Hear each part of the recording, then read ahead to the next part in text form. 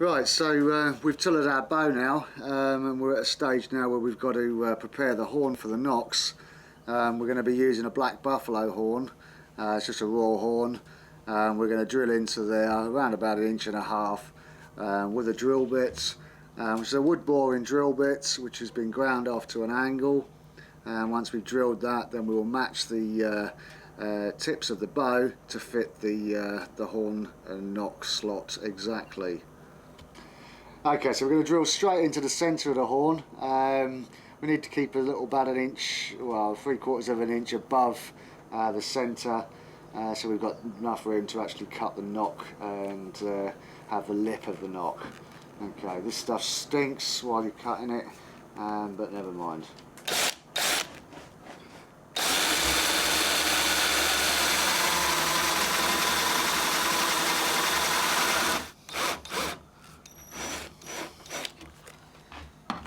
Right, okay, that's that one done. This is going to be the top nock. Just knock it all out. Let's take out any of the dead stuff that's inside, which has got hot. And now you can see a nice tapered hole in there, ready to accept the actual bow tip.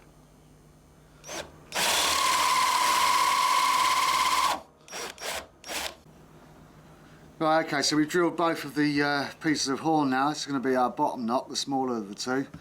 Now basically what we're going to do is just prepare the bow tips to sit nice and snugly in each of these bits of horn.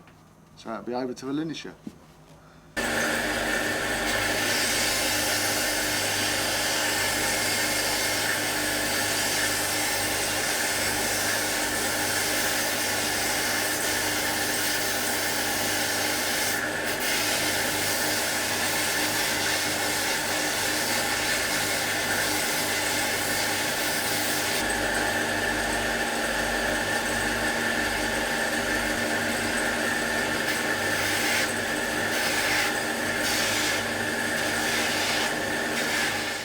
Okay, so we've actually fitted the horn now, as you can see, with a nice little taper on there which matches very nice and neatly with the actual one we put in the horn. Fit it on nice and tightly, making sure there's no sidewards or up and down movement. Look all the way around the edges to see if you've got any gaps. When you're happy there's no gaps at all, then it's ready to glue them on. Now when I glue these on, I'm going to be using a high quality industrial super glue. You can use aldite and other types of 2-part glues. I prefer to use this particular super glue simply because it does soak into the porous part of the horn and into the wood and creates a bond right through. Okay, so when we're putting the glue in, fill it up, be very generous with this, fill up the actual hole. Get it lined up with the actual end of the bow, and it push on nice and tightly, and this gets rid of any of the excess that's in there. Gives you a nice tight fit. You can, if you want, use an activator on the edge. I find just leaving it for about 6 to 8 hours is enough to dry the super glue completely inside. And once you're happy that one's on, we turn it round and glue on the bottom one.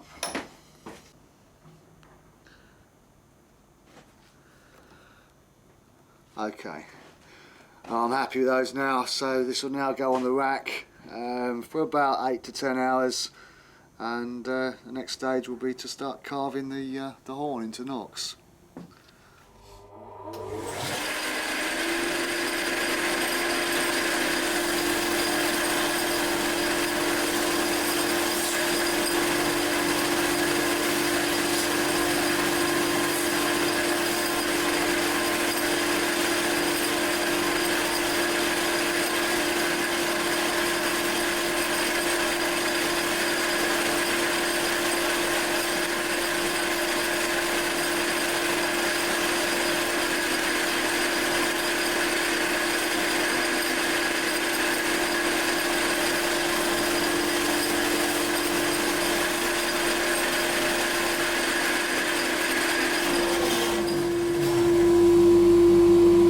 You can see now how easily it starts to round off the horn using this. I I'm going to now take this as round as I possibly can and then start blending it into the bow.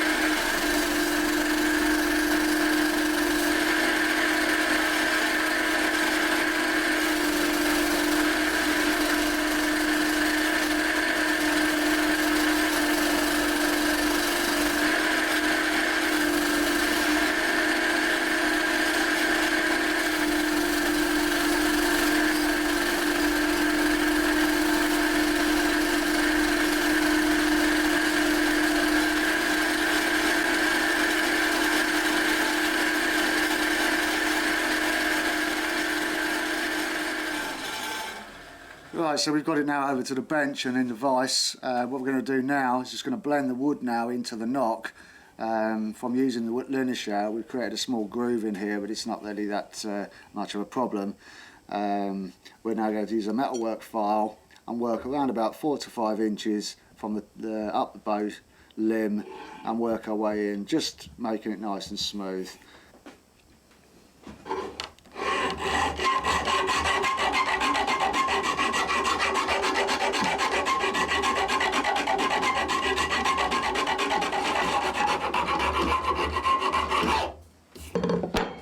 Okay, that should do us on that one. As you can see now, the taper in now to the knock is nice and smooth. We will obviously do a little bit more once we start to sand it now. What I've got to do is just do the same on the other end of the bow now, and once that's done, we'll cut the knock slots and then get the thing back on the tiller again. We're going to cut the knock slots now. Tool I'm using for this is a tile saw. The reason why I use a tile saw, it's got a nice round abrasive blade, gives a nice cut. We'll sand it out afterwards anyway, but it gives us a nice rounded groove. So we're going to cut first of all on the top knock, We're going to cut the proper string knock first, and then we're going to cut a stringing knock as well. This is for when you're bracing the bow. We use a stringer to brace it. So,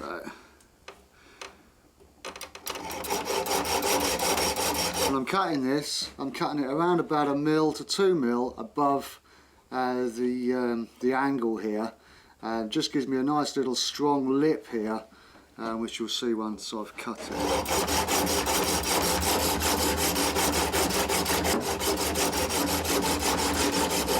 Now, the thing to be aware of here is not to cut through the horn to the wood itself. We want to cut it deep enough so that the string can sit nice and snugly in there, but not too deep that it actually cuts into the wood.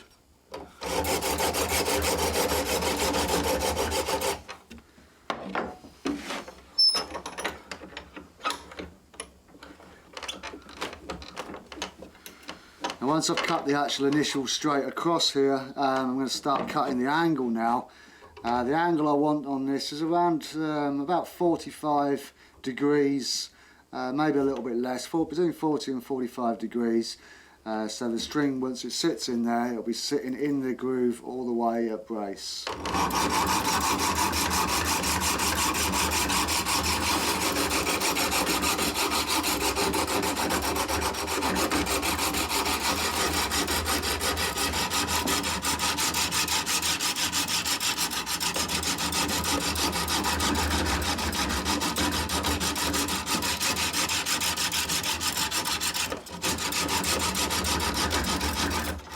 Right, now I'm going to cut the stringing groove.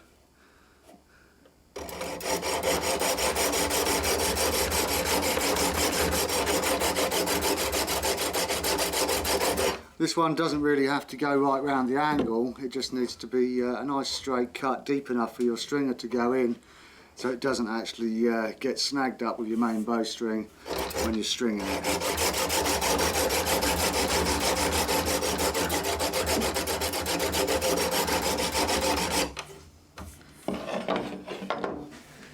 Okay, I'm going to sand out these grooves a little bit more now. What I'm using is just some fabric backed sandpaper, just a thin strip of it, which I then just roll around in my fingers to make a nice round sanding edge. And then they can nice easily get in here now.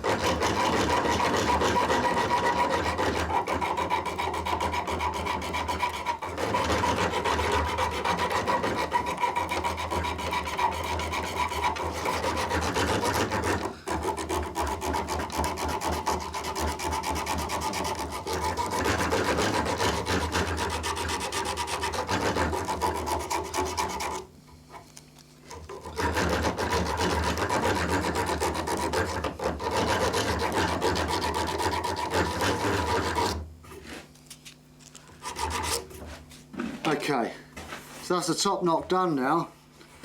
What we're going to do now is going to do the bottom knock, just a single slot in that one, and then we're going to brace it up and have another look at the tiller.